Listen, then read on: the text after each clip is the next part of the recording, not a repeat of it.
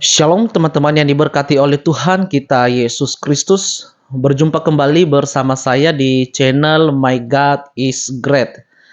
Di video kali ini, teman-teman yang diberkati oleh Tuhan, saya akan mencoba menampilkan satu cuplikan video sehubungan dengan sejarah.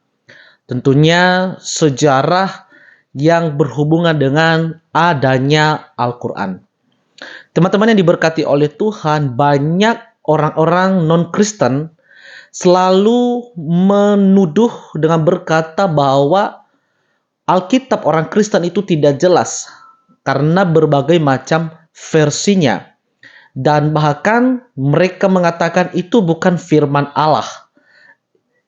Kalau dia adalah kitab suci, pasti terjaga keasliannya. Dan ini adalah sesuatu hal yang dimana tuduhan tanpa mendasar dan tidak benar. Lalu apakah kita juga tidak boleh mengungkapkan suatu kebenaran bahwa ternyata di dalam saudara kita Islam banyak juga yang tidak tahu tentang sejarah Al-Quran itu muncul dan terdapat banyak versi juga. Seperti apakah videonya? Tontonlah video ini sampai selesai. Tuhan memberkati saudara sekalian. Amin. Halo semua. Kita sering mendengar Muslim berkata bahwa Quran adalah wahyu yang diturunkan secara langsung oleh Allah kepada Nabi Muhammad, tetapi lewat malaikat Jibril yang ditemukan di Gua Hiro.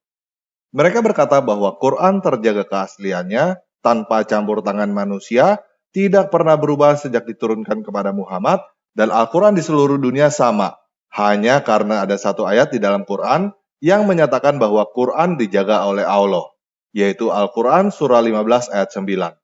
Sesungguhnya kamilah yang menurunkan Al-Quran, dan pasti kami dalam kurung pula yang memeliharanya. Namun, benarkah demikian? Nah, pada video ini, kita akan belajar tentang sejarah Quran yang selalu berusaha disembunyikan oleh para ustadz. Oke, kita mulai aja ya. Nah, menurut tradisi, Muhammad mulai menerima wahyu pada tahun 610, sampai ketika dia meninggal pada tahun 632. Pada tahun 644, 12 tahun setelah Muhammad meninggal, pada zaman dinasti Rasidun di bawah kepemimpinan Khalifah Utsman, Al-Quran mulai dikumpulkan dan dikanonisasi.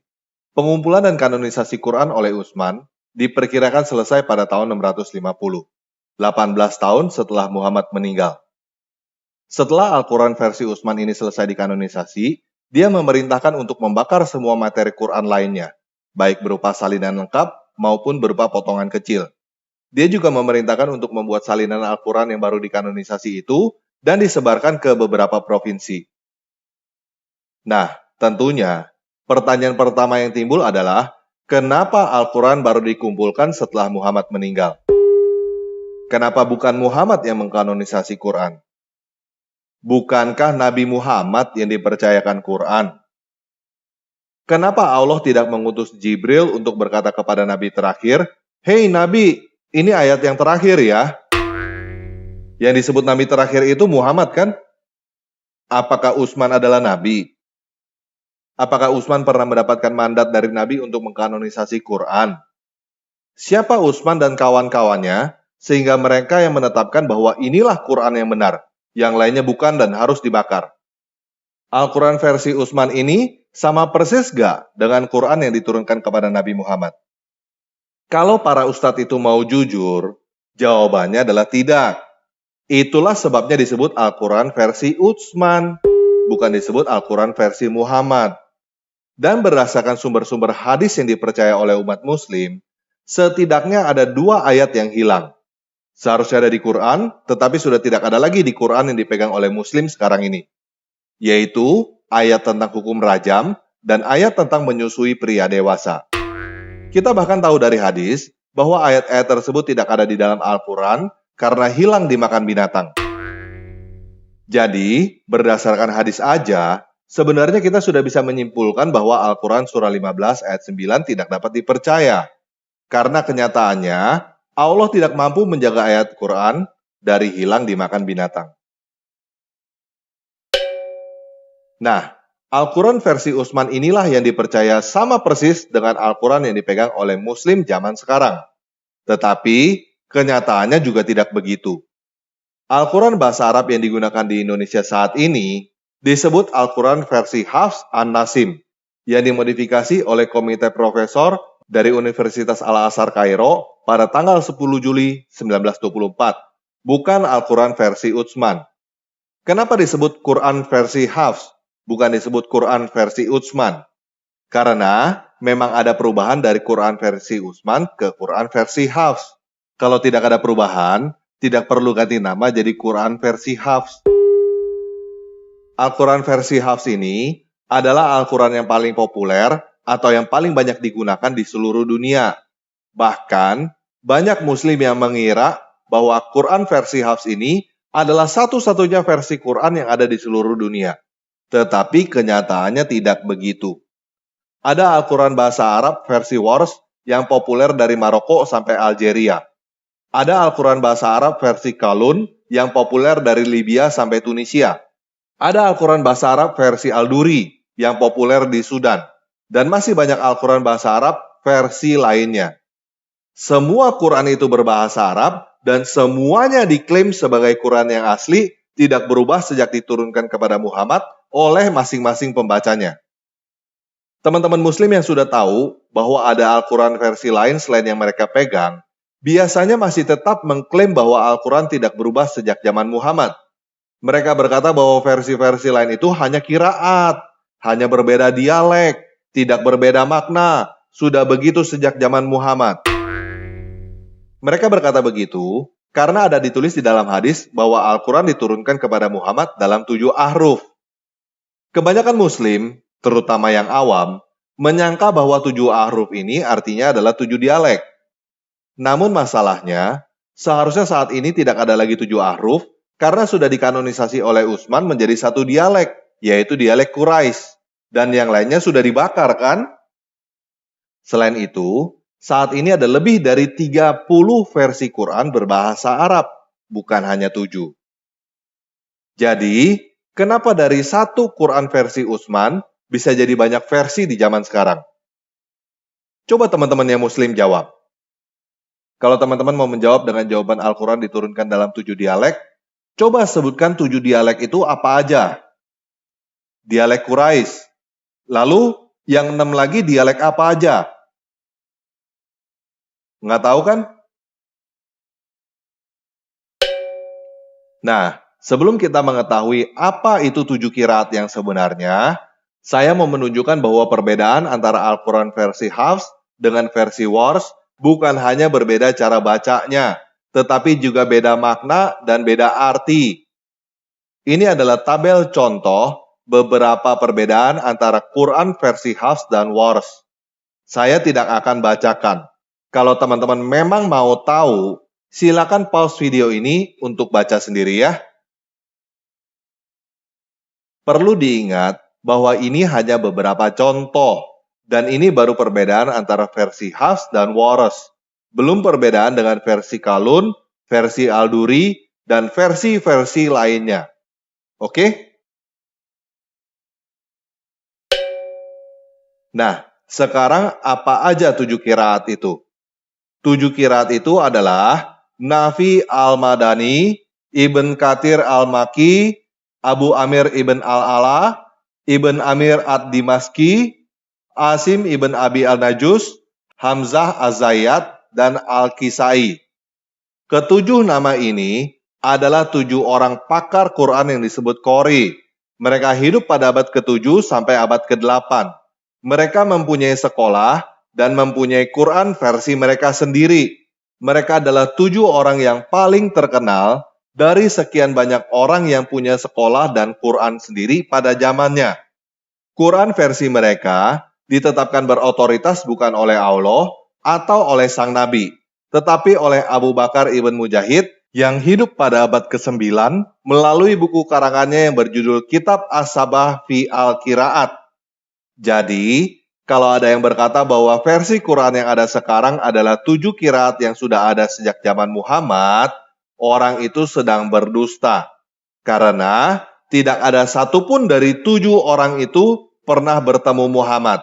Muhammad sudah lama meninggal sebelum mereka lahir. Nah, kalau kita perhatikan, Nama Hafiz, Waras, Kolun, dan lainnya bahkan tidak ada di dalam 7 nama itu. Kenapa bisa begitu? Karena mereka adalah murid 7 orang itu. Hafiz adalah murid Asim, Waras adalah murid Nafi, Kolun juga adalah murid Nafi, dan seterusnya. Murid-murid dari 7 sekolah Quran itu masing-masing juga mengarang Quran versi mereka sendiri.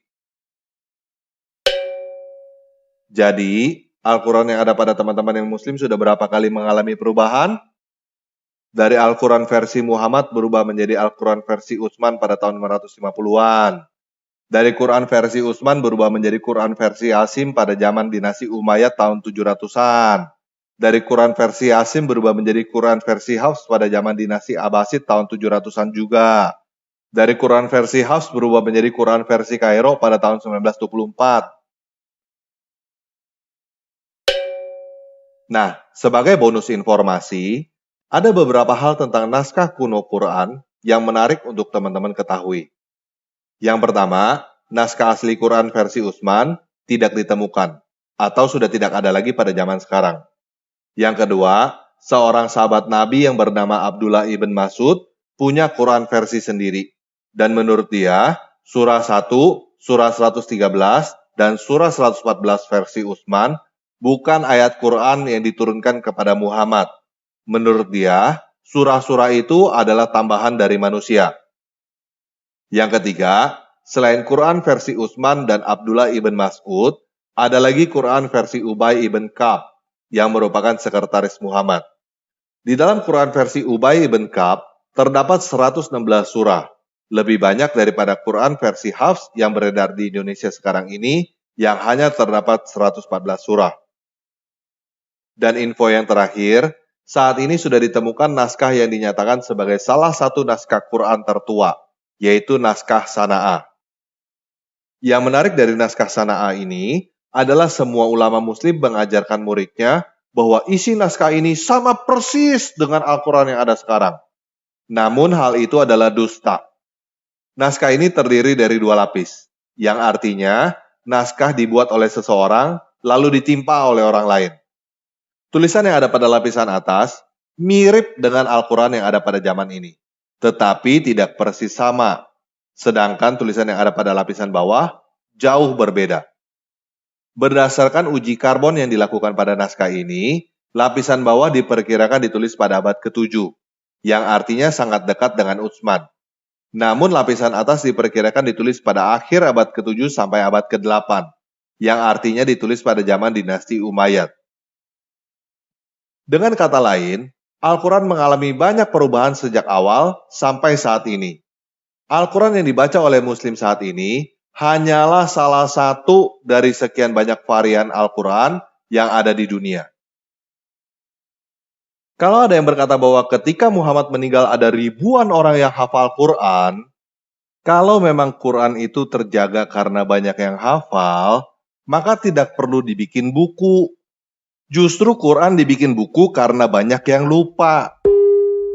Nabi Muhammad sendiri aja lupa ayat-ayat Quran. Nah, jadi kalau kamu masih mau percaya bahwa Quran adalah wahyu yang turun langsung gedebuk dari Allah tanpa campur tangan manusia, dijaga oleh Allah, tidak pernah berubah, dan sama di seluruh dunia, itu adalah pilihan kamu. Dan saya menghormati hal itu.